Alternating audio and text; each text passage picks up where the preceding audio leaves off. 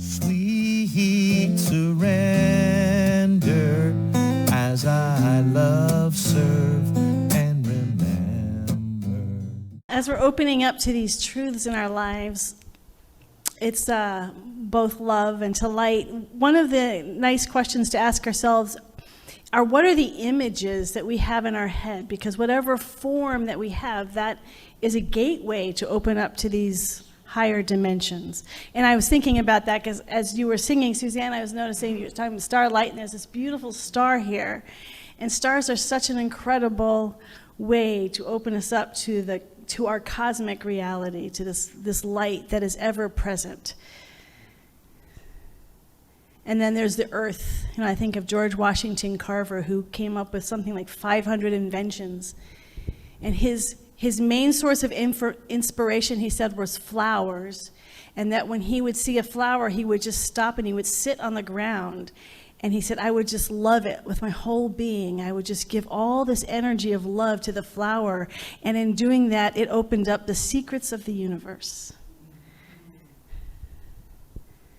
So it's an interesting question as we look at love and light. Sometimes it's so vast, it can get so abstract. So the question is, it's not that the form is limited, but it's also a gateway when we give our heart to it, when we give our attention to it, when we give our awareness to it. So what are some of the forms that you have in your life that inspire you, that provide a gateway to a much greater universe? The ocean opens you up. Thanks for answering it. I love that. Yes, I love the ocean too. Y'all love the ocean? It feels the vastness, maybe, the oceanic love. So it's so this week we're talking about light. And so we want to talk about, there's different aspects of light. There's the light of creation. We know in Genesis, God created light, but the light was the opposite of the darkness. And what we know about this earth realm is it's made of polarity, right? There's the positive and the negative, north and south, up and down, right and wrong, dark and light. So in the duality, light is good and darkness is bad. You don't want to feel darkness because it can feel heavy and dark. We say it's dark. I feel dark inside. So there's a lot of sort of negative, because that's the polar opposite, right? So we want to be clear that that's not the light we're talking about. And that's really, so everything that is good, love, joy, peace, they always have a polar opposite. And so what we're moving to spiritually, why we're on this spiritual journey, is to move it to higher realms where these opposites become one, where there's no separation, where dark and light begin to merge at a higher vibration. When I was a minister at Celebration Center in Falls Church, Virginia, which is right outside DC, I had someone in my community who worked for the CIA. If anyone has ever seen George Clooney's movie Men Who Stare at Goats, you get a sense. And he was hired for the CIA for years as a psychic. And what he would do is they would put him, he was on Air Force One all the time, he'd go into the meetings, and they would just put him in the corner just to read people's energy. And it was fun because by the time he was retired, by the time he came to our center, and so he was teaching people classes on how to see auras.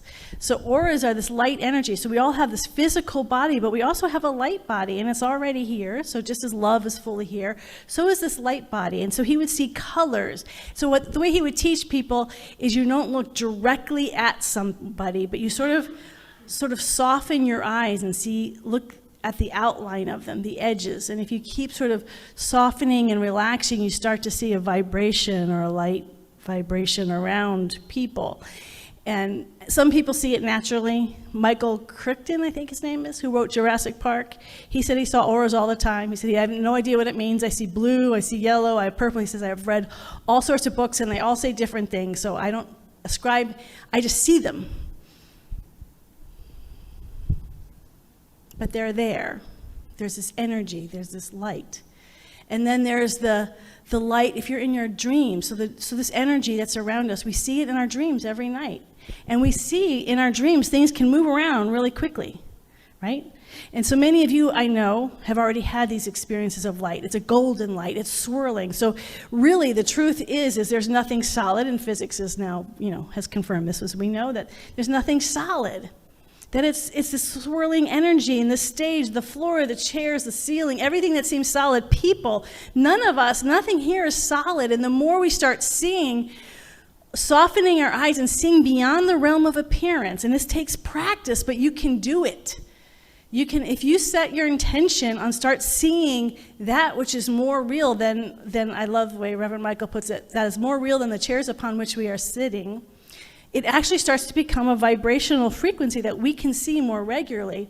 And this is the place where miracles are happening. Things can start, look at your dreams, how easy it is to shift things around. It's not hard work. It's not like this, I have to move this solid thing. There's fluidity, right? Anyone who's read Testimony of Light, she spends a lot of time, well, here's what I want to say about that. So the Testimony of Light, light itself is healing. We heard it from Yogananda. It's like the most powerful force that we have. That's a really important quality that I want to talk about today, is the healing presence of light. That when we're in light, healing starts to happen. So in her case, in Testimony of Light, she does a lot of healing just sitting in a garden and just basking in light. Like she's not doing anything. She's not doing affirmations. She's just being in light. So it's an interesting thing that we have, it's not by accident, what I would say, is that we have all the services of light at the wintertime. Because what do we say about whether it's true or not, that the darkness can be heavy. There can be things that come up more at this time of year than any other time. So if you have grief, if you're feeling sadness, if you're feeling loneliness, if you have things that are arising, it seems like you feel them more. This is a very high energy time. And so to remember there's light in the midst of that. That's actually a truth all year round, that in the midst of our darkness, there's light. As I was thinking about that, it occurred to me that I don't think I've ever given a talk on light in the summertime. I thought, oh, that's so interesting. I'm not thinking about light because it's everywhere outside. But as I've said in the past few weeks, it's partial light. It's still created light. And so the beauty, I think it's why this is my favorite time of year, is because this actually reminds us where the real light is, where the powerful, life-transforming light is existing, which is not by our sun, but within us. There's this wonderful story of Elder Payesos, and he was struggling with something. He lives on a mountain in what they call a skeet. So he's by himself in this, and he's a hermit. And he's struggling with something, and he gets visited by a woman saint, and I don't know, Ephesian. And so she comes in, and she's working with him all night. They're doing healing work. They're talking and talking and talking. And it's time, she leaves, and he realizes he's really hungry, that he hadn't eaten, and that was a beautiful time, but now he's ready to eat, and he has no food. And he said, I know it's nighttime out, but I need food. So he goes to his neighboring hermit. It's a couple miles away, and he goes, and I stumble through the darkness, and I knock on his door, and I said, I'm so sorry to wake you up in the middle of the night. I'm just so hungry, and I don't have any food. Do you have any bread? And the other monk said, what do you mean it's night? It's in the middle of the day. While he was with the saint, he had been in so much light that was so bright, so beyond the light of this world, that our middle of the day looked like nighttime to him. The sun seemed like a distant moon, a dim moon. That's how brilliant this light is that surrounds us and unfolds us. That's how dramatic it is and how powerful it is. And isn't it amazing? And I like the light because we talk about love, but love's a little bit more abstract. Light is something we can see, we can open up, we can play with in our everyday life. And again, using imagery, things that open us up, even human beings, animals, what's their periphery? Can I see light, or can I open to light? allow it to dance with us. And our dream life every night is pointing to this energy world. And if you've had the experience of the light swirling and let that be an inspiration that it's possible. Well, I'll talk about even other ways to open up to light. But then there goes on to it, there's even a higher level of light. And she talks about this in Testimony of Light, that she can't actually go to the higher levels because she's not ready. But then she can start visiting it. But it's so high that we humanly can't see it at all. And that's our deep dreamless sleep. So in our deep dreamless sleep, we don't think anything's happening. In fact, that's an even higher vibration of light. But it's darkness to us. So a way to look at that is for many of you who are doing mindfulness meditation, which is the witness, that part of us that is watching us. You can't see the witness. You can't describe it. There's no form. There's no visible light that you can see either with your two eyes or your third eye. It's even beyond that. It's darkness. But it's a darkness that is so full of light. And that's very much what we teach here in New Thought, that we move into these higher formless. So we're beyond all images, beyond all form, and yet it's the place of first, what we call first cause, where that first initial idea, and it's more powerful than even the energy. In fact, that idea that we can't see, hear, taste, touch, or smell is what has more power in impacting the energy than just our own participation in it. Like a lucid dream you can play with. I know this gets very abstract, but it's real when we practice it, and we are a spiritual community committed to learning and waking up spiritually. So it's important to, even if you don't get it, to just allow these ideas to sort of dance around, because it's part of you. And part of you knows that, yeah. I mean, the more we practice it, it becomes real, more and more real to us. But we won't practice it if we don't really believe it's true. And we won't really believe it's true until we've experienced it ourselves. So that's why sleep is such a great thing to play with. For instance, when I first heard about this, Ramana Maharshi was telling people, well, you can stay awake during your dreams and then during your deep dreamless sleep. And I thought, I want to try that. So I just set my intention every night before bed. I'm going to stay awake. And I never did, but I just kept setting the intention. And then I let it go. And of course, lo and behold, as I let it go, it started to happen. I could watch myself dreaming. I'm not talking about lucid dreaming where you're in the dream changing it. I was outside. The dream was happening inside of me, the I am.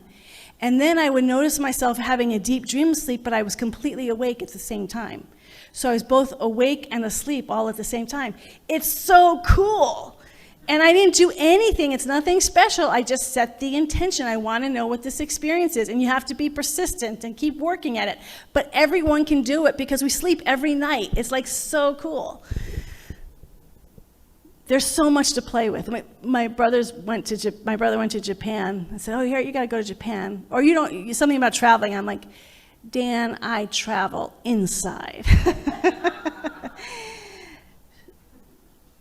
So, and I want to talk about this dark part of it, because we've talked about the darkness is light too, that it's full. So I was at a difficult time in my life, talked about it before in the early 90s, and I was really struggling with why was I on this planet.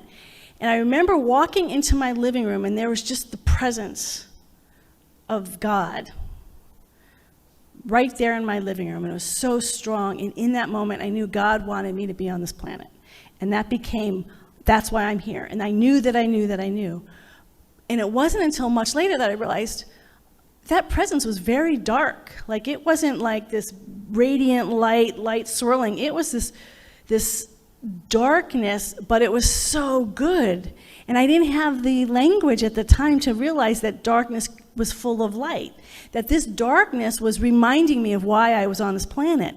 And that's what's important for us to realize, is the dark and light at these higher levels are very intertwined. The darkness is full of light and the light is full of darkness, because the darkness was I couldn't see yet, and I still can't see. There's so much higher levels I can't see yet, but I know it's there, so it seems dark. So we do this thing called visioning. I'm visioning on Tuesday. And we just go in and we say, what is God's vision for my life? Well, I'd just gotten out of ministerial school, and I was visioning regularly, and I get images, you can get stuff, but nothing really profound and deep, and I'm trying all these different things, and nothing is working, and just various things are happening, and I just had this week of just total grief. Like, I've been doing this for months, nothing's working, nothing's coming, and I had been married, and I was just feeling the grief of that marriage being over, just sad, and it was just, all of it hit at once, and so I slept all week, and I said, that's it, I'm just gonna sit, and I'm not gonna move until I know that I know that I know. That's it, I'm done. And so I sat in a chair, and I sat, and I kept asking, what is God's vision? And of course, you get the initial stuff. You just sat, okay, but I don't know that I know. That's cool stuff, but nope, I'm not accepting it. And it just got deeper and deeper and deeper. I went down under the ground, meditating with spiritual teachers, and then it just went humanly blank. And all I know is that when I came back, I knew exactly what I had to do. But there were no words, because in this realm of darkness, it's so far beyond where we are. That's why it's deep, dreamless sleep, because we can't get there yet vibrationally, but there is so much power in it, so much truth in it, that when I came back, I knew that I knew, and it all flowed effortlessly. Everything happened. When I candidated for the church, I knew I was the new minister. I just knew. And so there's other people candidating, and it wasn't that I was better or not worse. I just knew it was divinely ordained. First cause. Once you connect with it, nothing can limit our vision. And everybody, I'm telling this story for me, but this is true for everybody, for all of us. There's a vision for our life. There's an idea, and it evolves as we evolve. We can catch more of it as we grow, but we catch it. What is that vision? And when we get it, sometimes we don't have words or colors or images, but we know that we know that we know, and everything conforms to that. Amen. And and people can't sway you because it's not of me. I didn't create that. I didn't go, well, I made this happen. It came. It was already there, and I just connected with it. This is the power of looking through our third eye and ascending into light beyond what we can imagine. And it's available to all of us now. But there's an element here that I also want to really call forth today, which is the healing aspect of life. I've had a lot of experiences of different versions of light in different ways. But so many of the times that I had these experiences, they came when I was in a darkness inside, whether it was an emotional darkness or an intellectual darkness, like this doesn't make any sense, and I just can't get it, I'm confused, and then psh, or emotionally, I'm in so much pain, I hurt, I'm sad.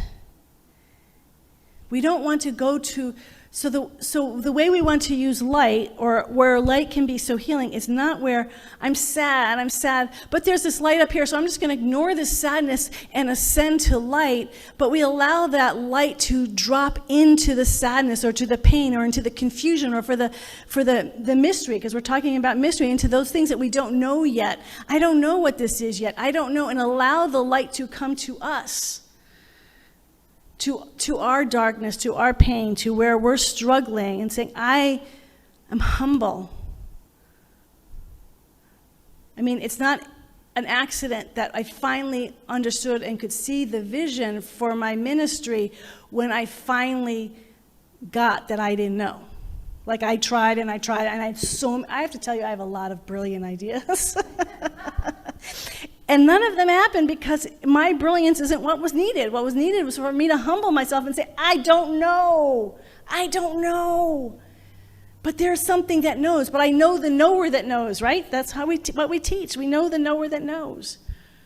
So we turn our attention, our heart, and our love to this presence, and we trust that it is giving us messages all of the time, every day. So whatever's going on in your life right now, this presence is so loving and so full of light, and it wants you to ask.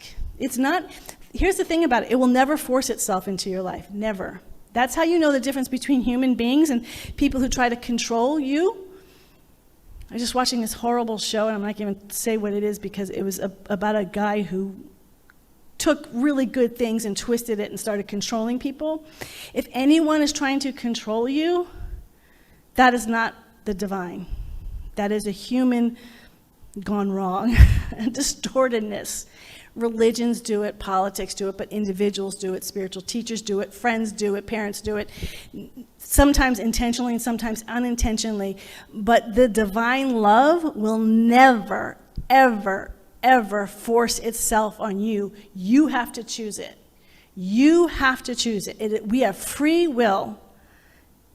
And so all of this spiritual stuff, the getting the messages, listening, seeing light, and the light is actually extra. The thing is, I want to know these higher ideas for myself. You have to be the one that's curious, and you have to trust the light within you.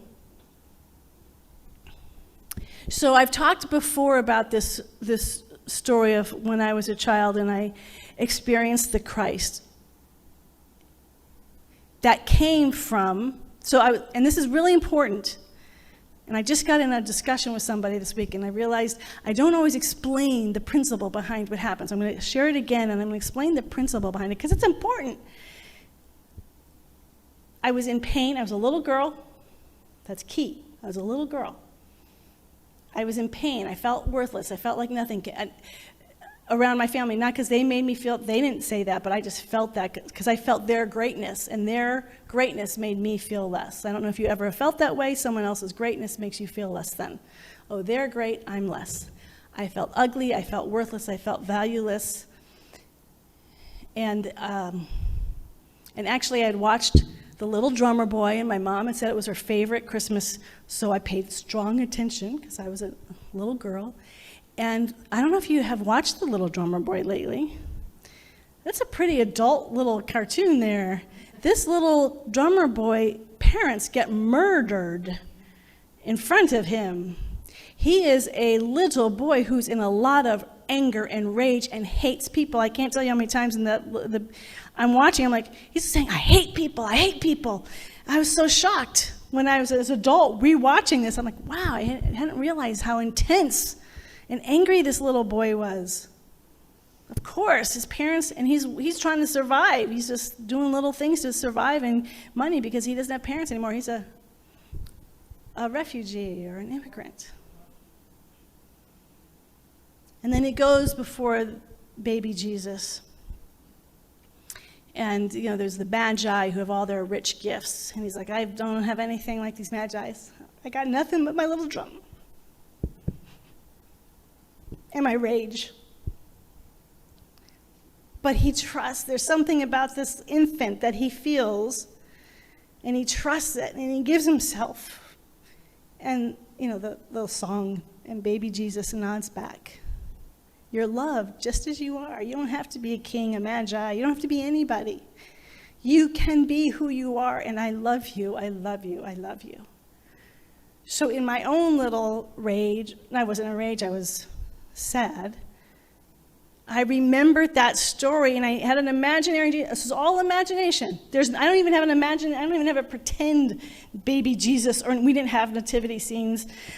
So it was just all imagination. Oh, this presence, it loves me, you love me. And in my head, I was seeing baby Jesus, you love me, even though I'm nothing, just like you loved the little drummer boy. Images, what images are you choosing? They're important because they guide our heart. And in that awareness, that thanking that love that was right there, this great love, this great light emerged right there on the middle of my living room floor. It grew, and it grew, and it grew, and it came, and it enveloped me in its light and in its love.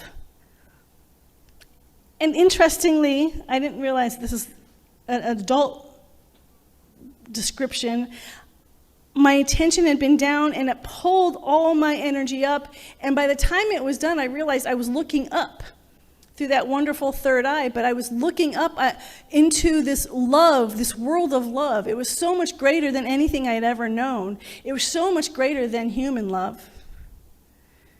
didn't even come close. Human love didn't even come close. And I was immersed in this love and this light.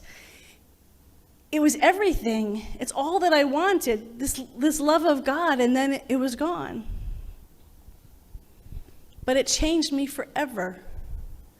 Because now I knew there was something that was greater that I wanted and that made sense about life. So there was pain, and then there was the healing. So I'm taking this Orthodox Christian class, and one of my classmates, she was Romanian Orthodox, but she's also a neurobiologist, and she's trying to put all these, trying to reconcile her mind with her heart, with her religion that she's teaching. And so it was the other students who left. It was her, myself, and the professor, her, and myself. And so I just shared a little bit about this story of the Christ. And so I'll just send it to her. So I sent it to her, and her response was, well, that's really nice for a little kid. You know, that's a little kid's interpretation. Okay. That bothered me. So I then wrote her back the spiritual principle behind it, because I think the spiritual principle is incredibly important to all of us. The spiritual principle is that no matter what age we all have that divine presence within us, and it's already fully orbed. Human beings develop, the spiritual light is already fully orbed. It already is pure unconditional love. It is already infinite intelligence, and it's in every one of us.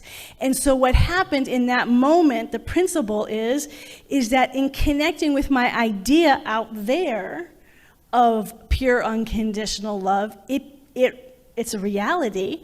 And so that whole focus, my whole heart and mind was involved in that focus. It actually brought it alive, because the divine in me was doing the work.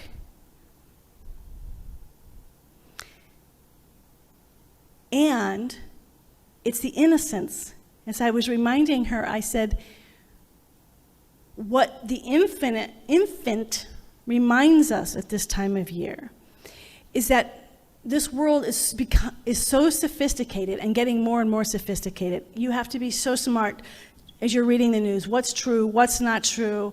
I'm not sure. That looks kind of true, but maybe it's not true. This email, is that really from Amazon or is that a scam? You know, we have to start becoming so smart, and technology is getting so sophisticated, and it feels so exhausting. But how wonderful to know that we each have this innocent part of ourselves that can never be fooled, that already knows that it knows. Because what I know from that experience, and the reason why I highlighted that I was a little girl, is even though I was a little girl, even though my dad went to Harvard Law School, really smart dude, I knew more than him about love. I kept going to church, and I'm listening to the people like, yeah, they don't know it either. I mean, you get a certain, this is very important. You get a certain little arrogance because now you've had the direct contact. You don't need all these intermediaries. I went to a Bible study and they're doing the Gospels. I'm like, that's not who Jesus is. Because I'm like, he wasn't loving enough. I'm like, you don't understand. He's so much more loving than this. He's not judging us and sending people to hell and demons and No, we're loved fully right now as we are, with all our mistakes, with all our imperfections. We are completely loved. I was a little girl and I knew that, and I knew that because I experienced the divine directly. That when we have a connection with that divine, whenever that is, it's our superpower. And we become a superpower of healing on this earth. So it not only heals us, we can become that for other people. People get so, you know how many people come and tell me when I'm a minister, oh, I'm sorry I didn't get to church there this Sunday. I'm like, I'm not taking roll. This isn't you do good things, you get good things in return, and you do bad things and you get punished. No, we are all completely loved here and now as we are, and there becomes a wisdom that the world cannot give. So the people who know God become the movers and shakers. I was reading Yogananda was saying it's the people actually who have these direct experiences of God are what keep spirituality alive on the planet, more than any church. He's talking about Saint Francis of Assisi, Ramakrishna. You know, the people who are, and those are famous people, but it's all of us. It's all of us because we're connecting with the divine within us. It is not about spiritual I personally think the fact that the people that he taught were fishermen and not the intellectual elite. There was a purpose for that. Everything was intentional. You do not have to have a master's degree in divinity to know the divine presence and to know that you know it. St. Francis of Assisi didn't go to get educated. He just said, I didn't know this, Yogananda says, and he said it so many times I'm beginning to think that it might be true.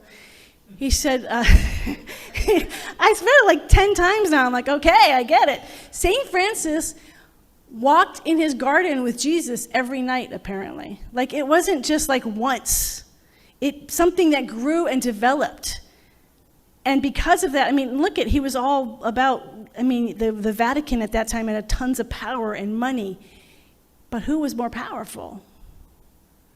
It is available to every one of us when we choose it, when we practice it day in and day out, that there is a light that is so powerful and is here to heal us and to give to us the messages when we are willing to listen.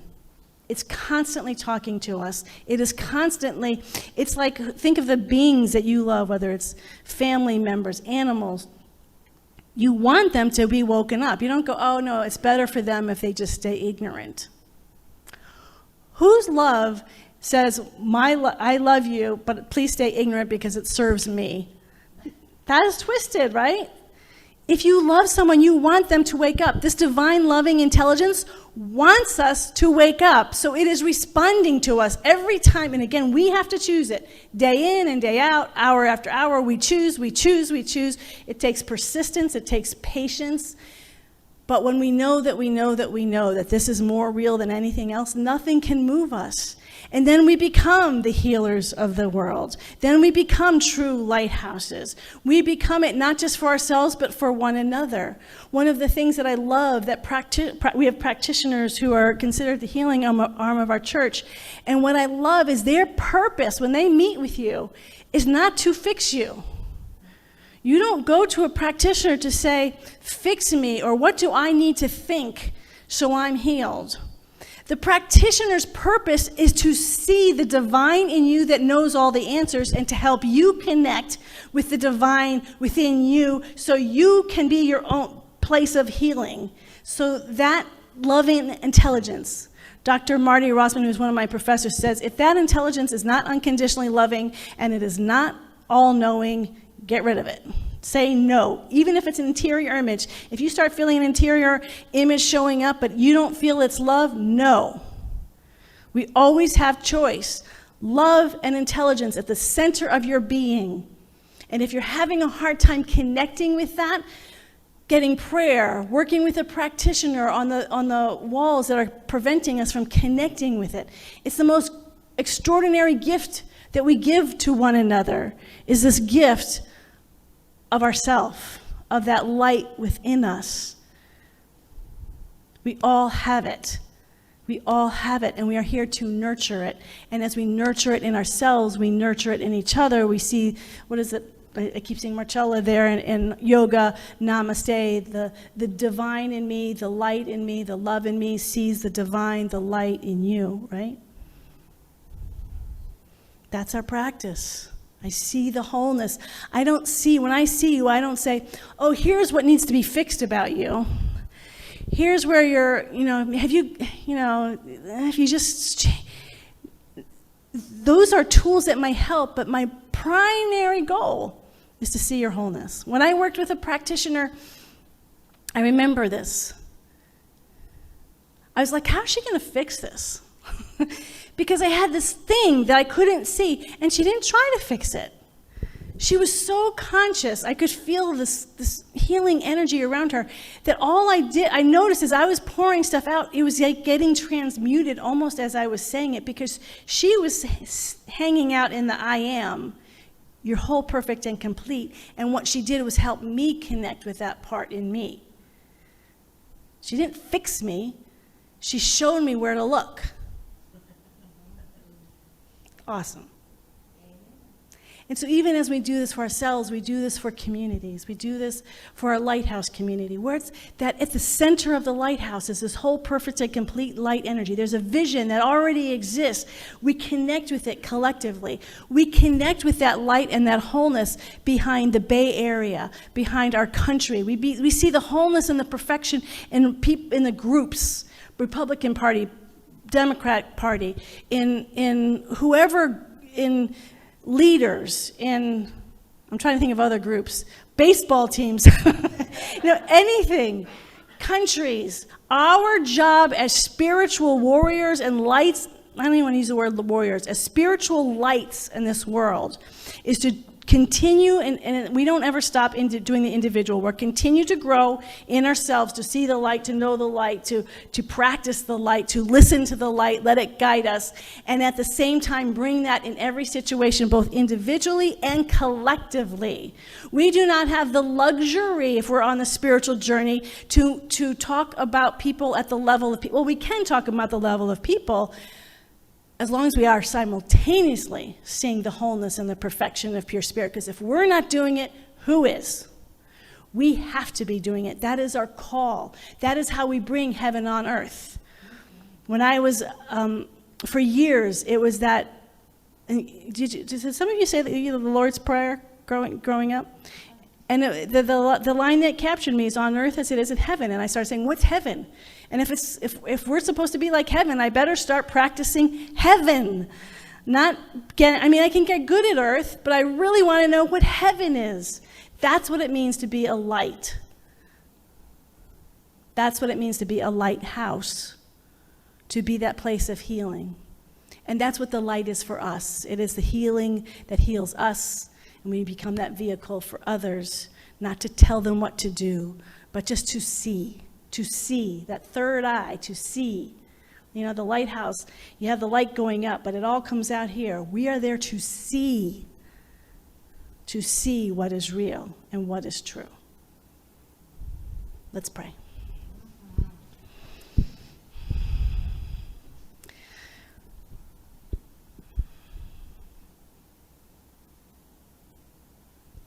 Light, light, and more light. Let there be light right now.